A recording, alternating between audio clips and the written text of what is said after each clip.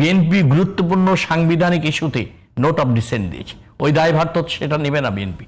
আপনাকে বিএনপি তারেক রহমান সাহেব সমস্ত রাজনৈতিক দলের সাথে কথা বলেই তো কল্যাণমূলক রাষ্ট্র গঠনের জন্য শাসন বিভাগ, বিচার বিভাগ, আইনসভা, প্রধানমন্ত্রী, রাষ্ট্রপতির সাথে সমন্বয় করার জন্য, পাওয়ারের ব্যালেন্স করার জন্যই তো, এবং নির্বাচনকালীন সরকার ব্যবস্থা সন্নিবেশিত করেছেন 31 দফায়।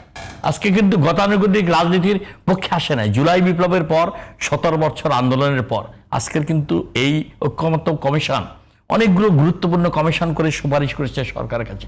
সবাই কিন্তু একমত এই গতানুগতিক রাজনীতি চলবে না। পরিবর্তিত পরিস্থিতিতে জুলাই বিপ্লবে ছাত্রদের রক্তের মধ্য দিয়ে 17 বছর গণতান্ত্রিক আন্দোলনে হাজারো শহীদের রক্তের উপর দাঁড়িয়ে আজকের বাংলাদেশ এখানে রয়েছে। 54 বছর অতিক্রান্ত।